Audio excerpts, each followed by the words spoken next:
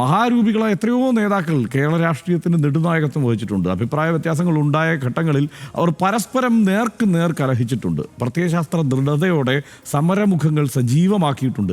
പരസ്പരം ആരോപണ ശരങ്ങൾ എയ്ത് പോരടിച്ചിട്ടുണ്ട്. പൊതുവിഷയങ്ങളിൽ ഭിന്നതകൾ മറന്നവരൊക്കെ അവർക്ക് ഈ പൊതുവിഷയങ്ങളിൽ ഒറ്റക്കെട്ടായിട്ട് തോളോട് തോളുരുമി നിന്നിട്ടുമുണ്ട്. സംശുദ്ധിയും ഉയർന്ന സാമൂഹ്യ ബോധവും ഒക്കെയാണ് എക്കാലത്തും കേരള രാഷ്ട്രീയത്തിൻ്റെ മുഖമുദ്ര. അത് നമുക്കറിയാം. നമ്മുടെ രാഷ്ട്രീയ നേതാക്കളിൽ ബഹുഭൂരിപക്ഷം പേരും അടിമുടി മാന്യന്മാരാണ്. ഇങ്ങനെ ഈ ഒരു കാര്യം വന്നതുകൊണ്ട് എല്ലാ രാഷ്ട്രീയ നേതാക്കളും മോശക്കാരാണ് എന്നൊന്നും കരുതേണ്ട കാര്യമില്ല.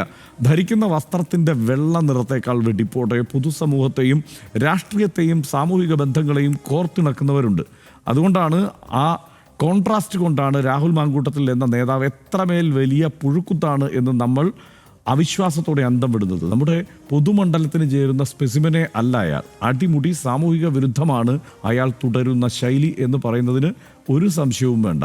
യുവതി നേരിട്ട കൊടും പീഡനത്തെ പറ്റി ഇനി ആവർത്തിക്കുന്നില്ല. രാഷ്ട്രീയ എതിരാളികൾ പോട്ടെ, സ്വന്തം പ്രതിപക്ഷ നേതാവിനെ പോലും തെറി അഭിഷേകം നടത്താൻ സൈബർ സേനയെ പോറ്റി വളർത്തുന്നയാളാണ് ഇയാൾ. ഇതുപോലൊരാൾ പ്രതിസ്ഥാനത്തുള്ളപ്പോൾ ആ യുവതിയുടെ സുരക്ഷ തന്നെ ചോദ്യചിഹ്നമാവുകയാണ്.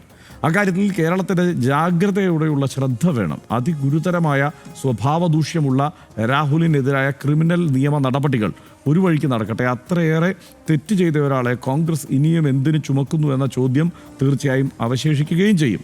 ഇന്നലെ പറഞ്ഞത് ആവർത്തിക്കട്ടെ, ആ പാർട്ടിയിലെ നീതിബോധമുള്ളവരും ഇതൊക്കെ തന്നെ ചിന്തിക്കുന്നുണ്ടാകുമെന്ന് RDX ഉറച്ചു വിശ്വസിക്കുന്നു.